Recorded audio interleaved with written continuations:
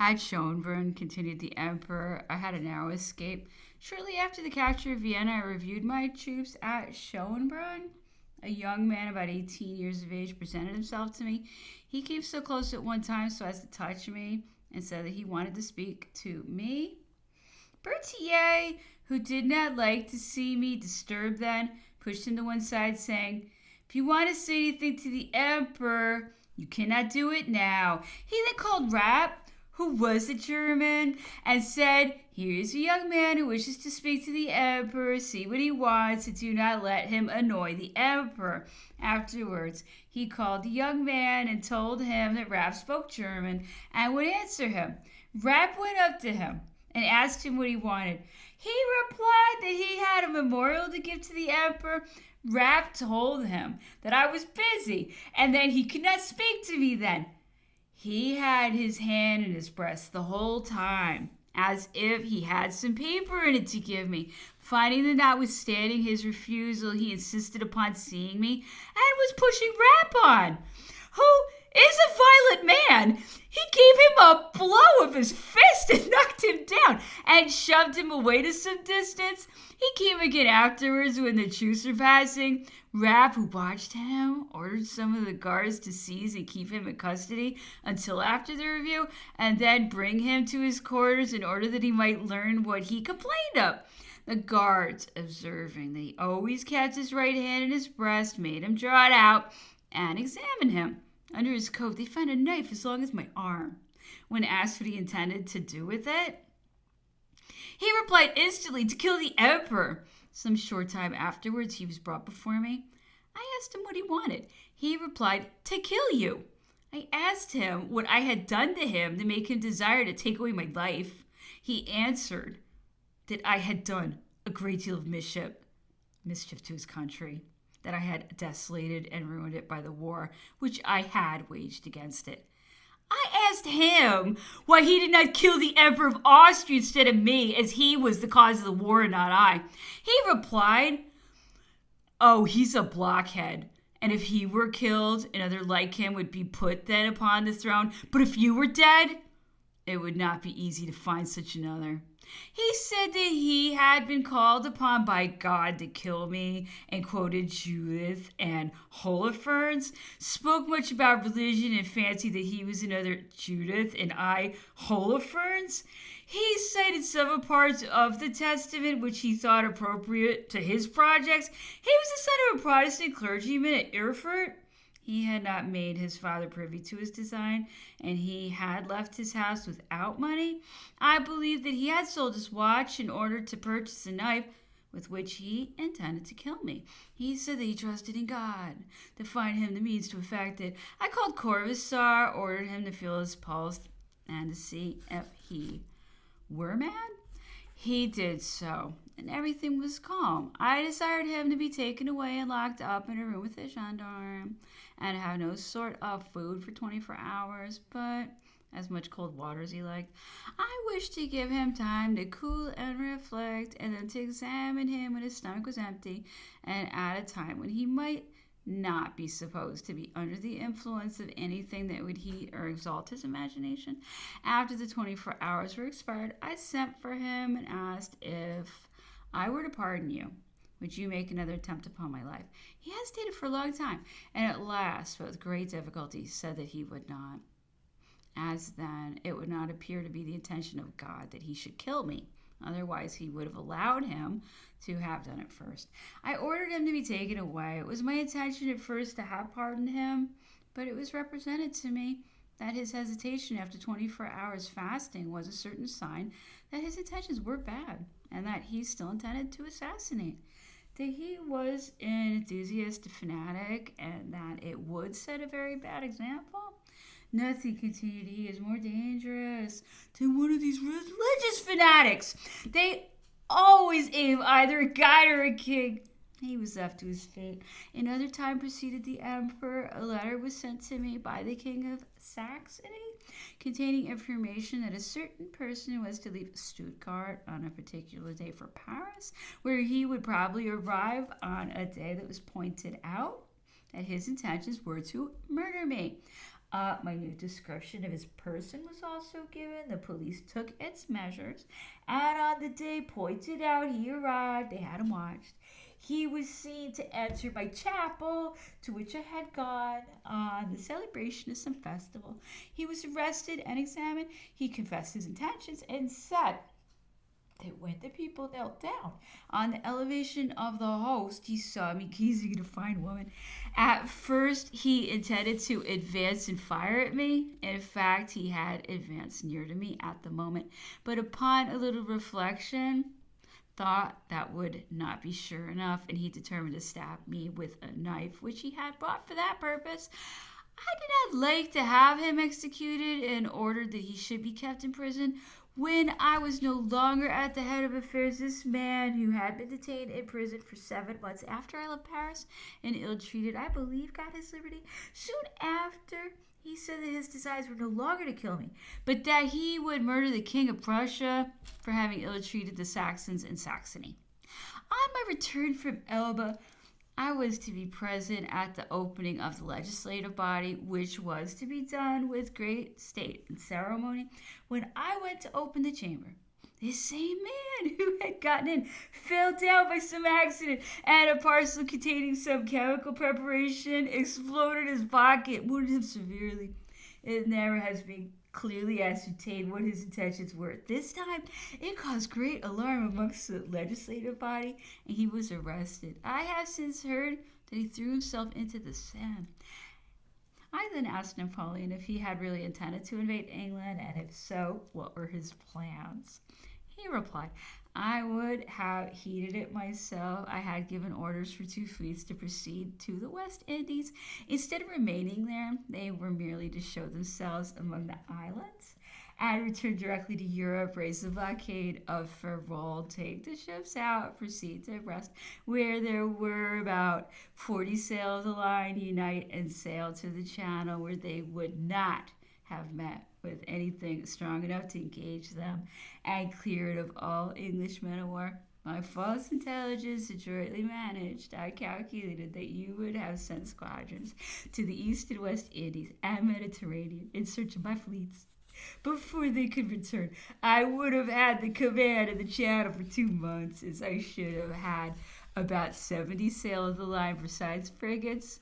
I would have hastened over my flotilla with 200,000 men, landed near Chatham as near as possible, and proceeded direct to London, where I calculated to arrive in 4 days from the time of my landing. I would have proclaimed a republic.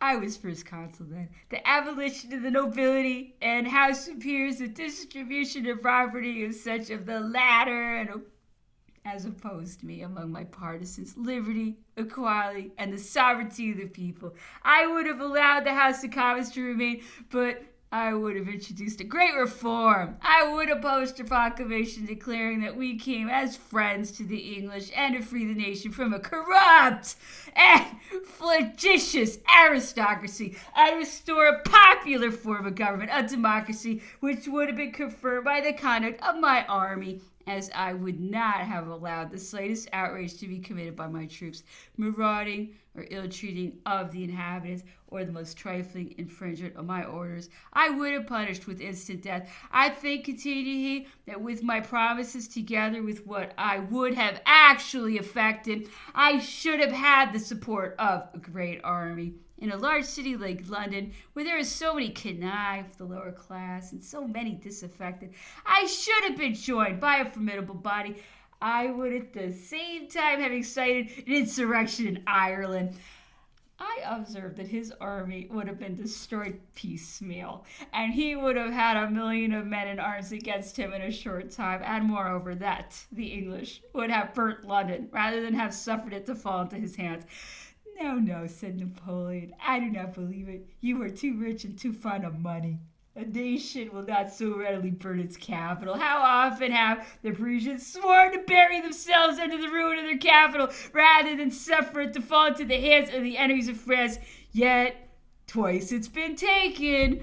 There is no knowing What could have happened? Mr. Doctor, neither Pitt nor you nor I could have foretold what would have been the result. The hope of a change for the better and of a division of property would have operated wonderfully amongst the canaille, especially that of London, the canaille of all rich nations nearly alike. I would have made such promises as would have had a great effect. What resistance could an undisciplined army make against mine, a country like England abounding in plains? I considered all you have said, but I calculated on the effect that would be produced by the possession of a great and rich capital, the bank, and all your riches, the ships in the river, and a Chatham. I expected that I should have had the command of the channel for 2 months, by which I should have had supplies of troops, and when your fleet came back, they would have found their capital in the hands of an enemy, and their country overwhelmed by my armies.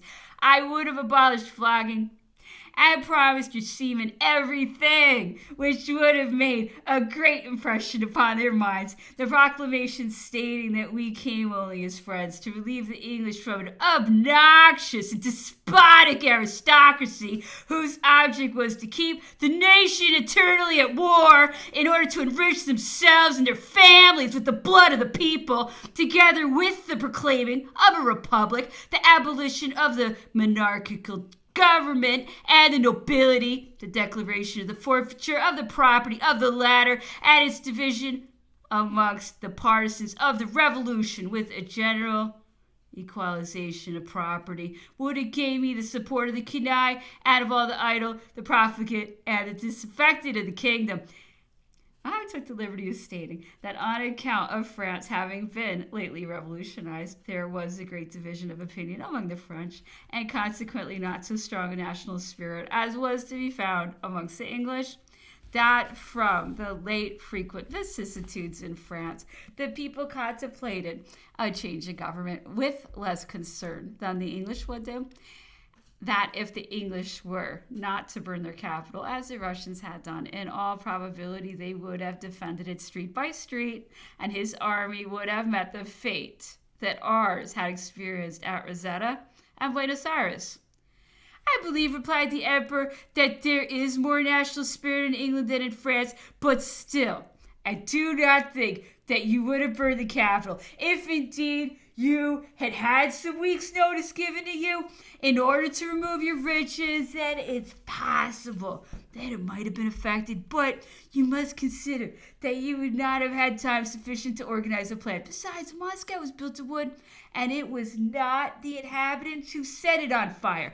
They had also time to take their measures. As to defending the town, in the first place, I would not have been foolish enough to have acted as you did at Rosetta. For before you would have had time to arrange your defense, I should have been at your doors, and the terror of such an army would have paralyzed your exertions. I tell you, Signor Dottori, Mr. Doctor, continued the emperor, that much can be said on both sides. Having the capital, repeated he, in my hands would have produced a wonderful effect.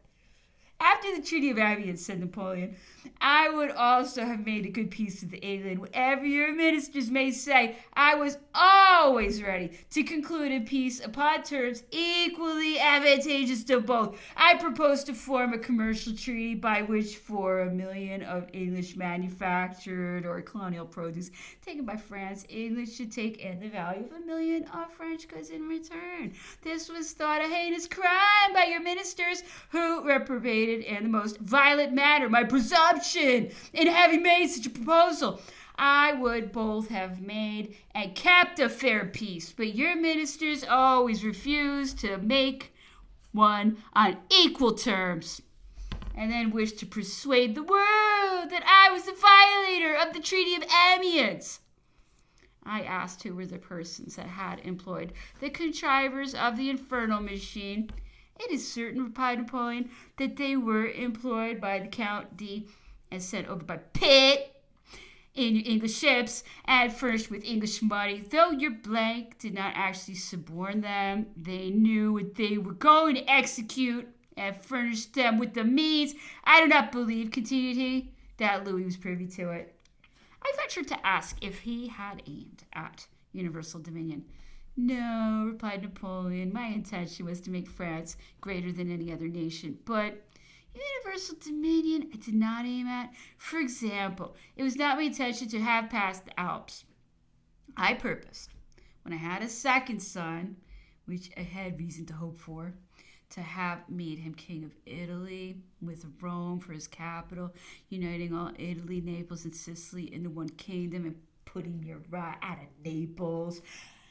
I asked if he would have given another kingdom to Murat. Oh, replied he, that would have been easily settled.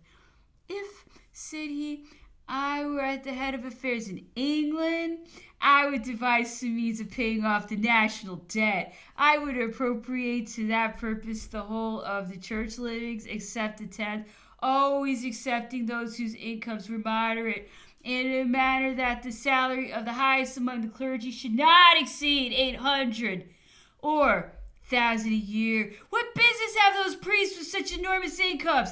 They should follow the directions of Jesus Christ, who ordered that as pastors to the people, they should set example of moderation, humanity, virtue, and poverty, instead of wallowing in riches, luxury, and sloth. In Cambrai, before the Revolution, 2/3 of all lands belonged to the church, and a fourth in most other provinces in France. I would appropriate to a similar purpose all sinecures, except those enjoyed by men who had rendered most eminent services to the state, and indeed even those might be rewarded by giving them some office in which they would be obliged to do something. If you emancipated the Catholics, they would readily pay an immense sum towards liquidating the national debt. I can see, continued he, why your ministers have not emancipated them at the time when all nations are emerging from illiberality and intolerance. You retain your disgraceful laws, which are only worthy of 2 or 3 centuries back. When the Catholic question was first seriously agitated, I would have given 50 millions to be assured that it would not be granted, for it would have entirely ruined my projects upon Ireland, as the Catholics, if you emancipated them, would become as loyal subjects as the Protestants. I would, continued he, impose a tax of 50% upon absentees, and perhaps diminish the interest upon the debt. I made some observations upon the intolerance which had been manifested on some occasions by the Catholics, the inability to rise above a certain rank, and to be members of Parliament, and other persecutions. Once removed from your Catholic brethren, replied he, you will find that they will no longer be intolerant or fanatical. Fanaticism is always the child of persecution. Think about that.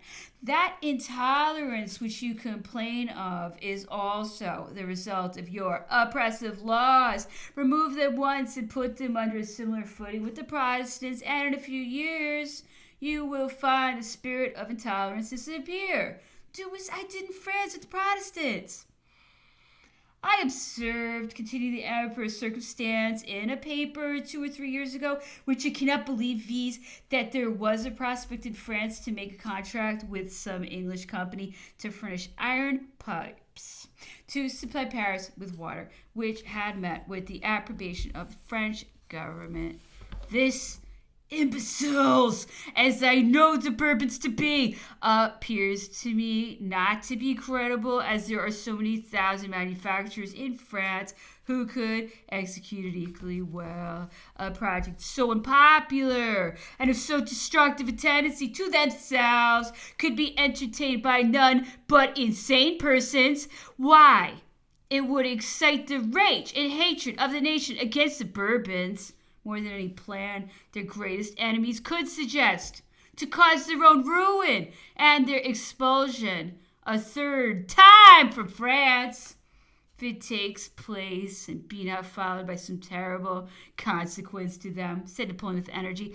I am a blockhead, and will say that I have always been one. 50 years ago, it would have produced terrible commotions in France.